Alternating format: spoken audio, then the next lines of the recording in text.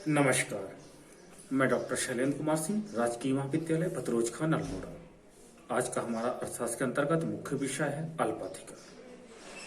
इसके अंतर्गत हम अल्पाधिकार की विशेषताएं, अल्पाधिकार के अंतर्गत मांग वक्र और अल्पाधिकार के अंतर्गत मूल्य का निर्धारण सीखेंगे। तो आइए प्रारंभ करते हैं। अल्पाधिकार क्या है? अल्पाधिकार जैसे कि नाम से स्पष्ट है, अल्प प्लस अधिकार, यानी एक ऐसी बाजार की दशा जहां पर थोड़े से विक्रेताओं के बीच प्रतियोगिता हो, ऐसे बाजार को अल्पाधिकार कहते हैं। ये थोड़े से विक्रेता वास्तव में या तो समरूप वस्तुओं का उत्पादन करते हैं या समरूप वस्तुओं का उत्पादन नहीं करते हैं। यदि समरूप वस्तुओं का उत्पादन करते हैं तो इस प्रकार के अल्पाधिकार को पूर्ण अल्पाधिकार कहते हैं। वहीं यदि इनके द्वारा उत्पादित वस्तु समरूप नहीं होती है तो इसे हम अपूर्ण अल्पाधिकार कहते हैं।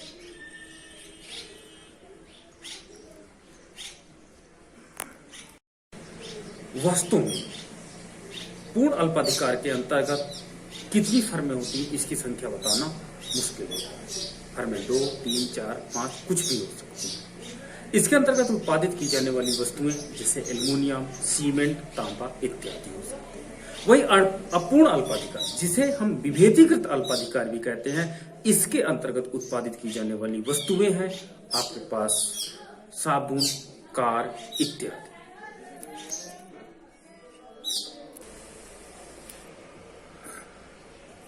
यदि हम अल्पाधिकार की विशेषताओं का वर्णन करें तो सबसे पहली विशेषता होती है अल्पाधिकार की फर्में पारस्परिक निर्भर होती है।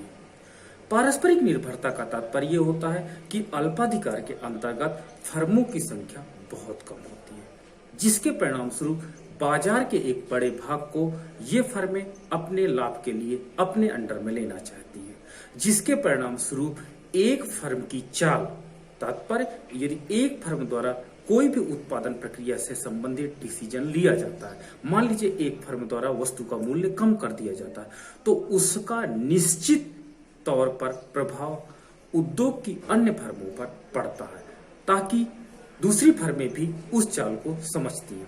इस प्रकार अल्पाधिकार के अंतर्गत सभी फर्में एक दूसरे पर बहुत अधिक निर्भर होती हैं। एक फर्म अपने उद्योग में अपने वस्तु का बाजार बढ़ाना चाहती है तो निश्चित रूप से अन्य उद्योग की फर्मों के लिए वास्तव में बाजार कम हो जाएगा, जिसके परिणाम स्वरूप वो फर्म भी अपनी वस्तु का मूल्य कम करती है, क्योंकि वस्तु समरूप होती है। समरूप वस्तु होने के कारण मूल्य वास्तव में मुख्य कारक के रूप में कार्य करता है और मूल्य में कमी वास्तव में अन्य फर्मों के लिए बाजार का रास्ता बंद भी कर सकती है।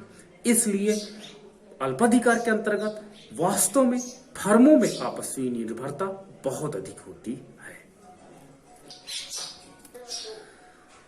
वास्तव में इसकी दूसरी विशेषता विज्ञापन है।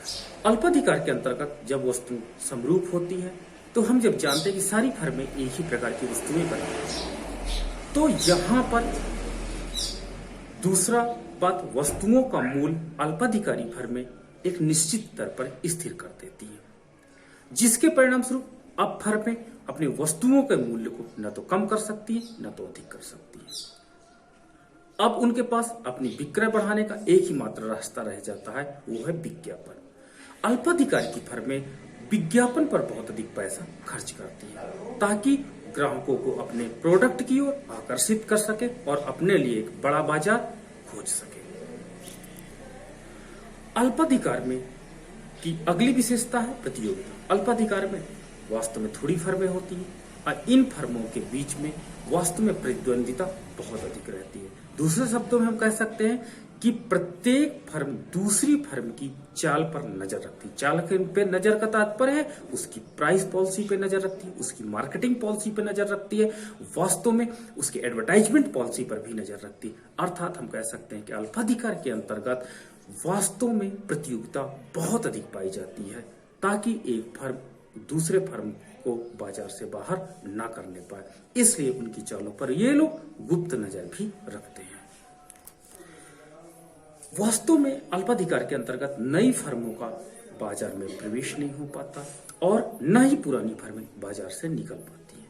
इसका कारण ये होता है कि अल्पाधिकार के अंतर्गत जब बाजार में कोई फर्म प्रवेश करती है तो उसे बहुत अधिक मात्रा में पूंजी लगानी होती है और उसे वास्तव में कई साल तक प्रयासरत रहना होता है अपने बाजार को खोजने के लिए, तब उसके वस्तु के लिए बाजार बन पाता है।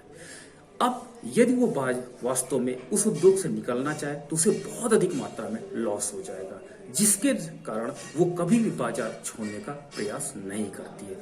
जैसे मास कम्युनिकेशन ले लीजिए, मास मीडिया ले लीजिए, आइडिया, एयरटेल, आपके पास BSNL, जियो आदि है। इनको टावर लगाने में कितना खर्च आता होगा, फिर 1 साल या 2 साल बाद इनकी मार्केट बनती है, लोग सिम लेते हैं, इन पे ट्रस्ट करते हैं। अगर इनको मान लीजिए घाटा होता है और ये मार्केट से निकलना चाहें तो नहीं निकल सकते। क्यों? क्योंकि इन्होंने करोड़ों रुपए टावर लगाने पे लगा दिया है और मार्केट बनाने में लगा दिया। अगर थोड़ा बहुत घाटा होता है तो ये लोग प्राइस पॉलिसी के माध्यम से वास्तव में इसको एडजस्ट करने का प्रयास करते हैं। दूसरा, नई फर्में प्रवेश नहीं कर सकती। क्यों? क्योंकि नई फर्में यदि प्रवेश करेंगे तो उसे बहुत अधिक मात्रा में पूंजी लगानी होगी, साथ ही साथ कई साल तक इंतजार भी करना होगा अपने बाजार के लिए। परिणाम स्वरूप नई फर्मों के पास इतना अधिक पैसा नहीं होता है कि, और दूसरा इतना समय भी नहीं होता कि इतने साल तक वेट कर सकें। अतः अल्पाधिकार के अंतर्गत न तो नई फर्में एंट्री करती हैं उद्योग में और न ही पुरानी फर्में उद्योग से बाहर निकल पाती। अल्पाधिकार के अंतर्गत सबसे बड़ी विशेषता होती है मांग वक्र का विकुंचित पाया जाना। हमने बताया कि अल्पाधिकार के अंतर्गत लगभग समरूप बनाने वाली वस्तुएं फर्में होती हैं। ये फर्में जो भी वस्तुएं बाजार में बेचती हैं, किसी फर्म के लिए वो वस्तु लोचदार हो सकती है, अन्य फर्म के लिए वही वस्तु बेलोचदार हो सकती है। इस प्रकार 2 अलग अलग फर्मों के लिए बाजार की मांग लोच भी अलग अलग होती है, क्योंकि दोनों फर्में एक साथ ही बाजार में कार्य करती हैं, जिसके परिणाम स्वरूप दोनों मांग वक्र एक साथ कार्य करते हैं। जब हम दोनों मांग वक्र को एक साथ एडजस्ट करते हैं तो हमें विकुंचित मांग वक्र प्राप्त होता है। विकुंचित का तात्पर्य होता है टेढ़ा मांग वक्र। टेढ़ा का मतलब होता है मांग वक्र 2 लोच वाला होता है, लोचदार और बेलोचदार।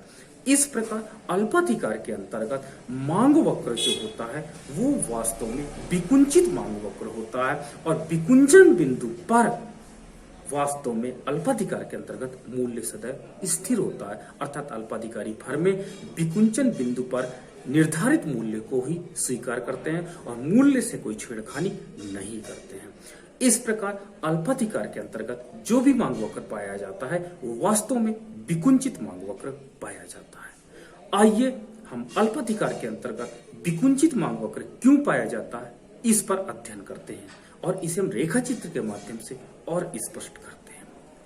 मान लीजिए 2 फर्म है, ए फर्म और बी फर्म। ए फर्म के लिए बाजार की मांग लोचदार है, वहीं बी फर्म के लिए बाजार की मांग बेलोचदार है। दोनों फर्में एक साथ बाजार में काम करती हैं, अतः लोचदार मांग वक्र और बेलोचदार मांग वक्र दोनों मांग वक्र एक दूसरे को इंटरसेक्ट करते हैं।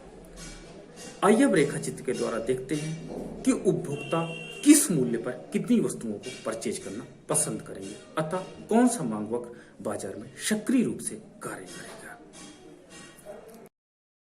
आइए हम ये डिस्कस करते हैं कि अल्पाधिकार के अंतर्गत 2 या 2 से अधिक फर्में यदि होती हैं तो उनका मांग वक्र लोचदार या बेलोचदार किस प्रकार होता है।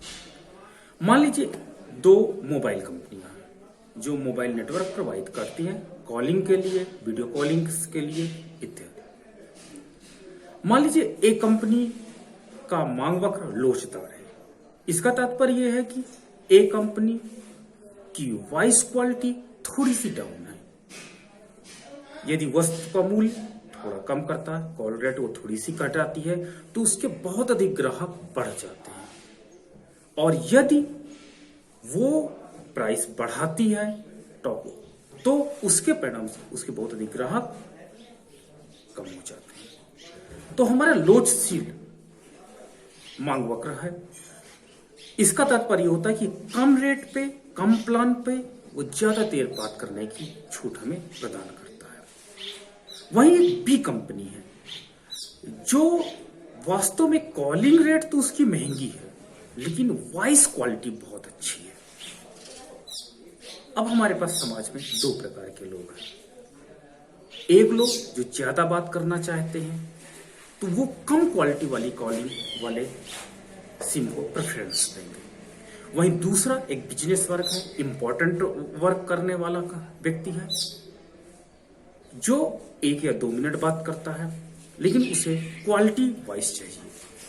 हमें दोनों प्रकार के व्यक्ति समाज में रहते हैं, तो दोनों प्रकार के वास्तव में सिम की डिमांड मार्केट में होगी। अब मान लीजिए एक का बाजार मांग वक्र लोचदार है, दूसरे का बेलोचदार है, तो दोनों मांग वक्र, क्योंकि दोनों सिम मार्केट में बिक रही हैं और दोनों का लोग अलग अलग वर्ग अलग अलग आवश्यकता के अनुसार लोग प्रयोग कर रहे हैं, तो इस प्रकार दो मांग वक्र अलग अलग क्यों होते हैं और वह कैसे मार्केट में काम करते हैं, कैसे उनकी प्राइस पॉलिसी होती है, इसे हम रेखा चित्र से जरूर स्पष्ट करेंगे। लेकिन हम ये जानते हैं कि अल्पाधिकार के अंतर्गत यदि एक फर्म अपनी वस्तु का मूल्य कम करता है तो उसका प्रभाव अन्य फर्म के ऊपर निश्चित रूप से पड़ता है। परिणाम स्वरूप प्रतियोगिता में उस फर्म को भी अपनी वस्तु का मूल्य कम करना पड़ता है। इस प्रकार पारस्परिक निर्भरता पाई जाती है। एक वस्तु का मूल्य नीति दूसरे फर्म की मूल्य नीति को निश्चित रूप से प्रभावित करती है। इसलिए अल्पाधिकार के अंतर्गत हमारे पास जो मांग वक्र होता है वो वास्तव में विकुंचित मांग वक्र पाया जाता है। यहां पर हम ओलिगोपोली के अंतर्गत दो प्रकार के मांग वक्रों को लिया है। आधार अक्ष पर हमने डिमांड कर यानी आउटपुट को या डिमांड को हमने रिप्रेजेंट किया है, वहीं पर लंब अक्ष पर हमने प्राइस को रिप्रेजेंट किया है। मान लीजिए ए फर्म है, उसका मांग वक्र D1 है जो कि लोचदार है। हमने यहां पर इलास्टिक लोचदार मांग वक्र है। वहीं बी फर्म है जिसका मांग वक्र D2 है जो कि वास्तव में ए की अपेक्षा बेलोचदार है, यानी हमारे पास ये बेलोचदार मांग वक्र है, बेलोचदार मांग वक्र। अब हम देखते हैं क्या कि बाजार में दोनों मांग फर्में एक साथ अपनी उत्पाद को बेचती हैं, यानी दोनों फर्मों के लिए मांग होती है। अतः मान लीजिए कि मार्केट में यदि OQ वस्तुओं की डिमांड है, OQ वस्तुओं की डिमांड है और ए फर्म द्वारा इस वस्तु का मूल्य OP1 है और बी फर्म द्वारा उसी वस्तु का मूल्य OP2 है, तो आप जानते हैं कि OQ मात्रा को यदि ए फर्म OP1 प्राइस पे बेच रही है और बी फर्म OP2 प्राइस पे बेच रही है, तो कोई भी उपभोक्ता वास्तव में OQ वस्तु के लिए OP1 ही प्राइस देगा, OP2 प्राइस नहीं दे सकता है। अर्थात अल्पाधिकार के अंतर्गत वास्तव में ये मांग वक्र कार्य करेगा। कहां पर तक काम करेगा? ये विकुंचन बिंदु तक, जहां पर ये लोचशील है।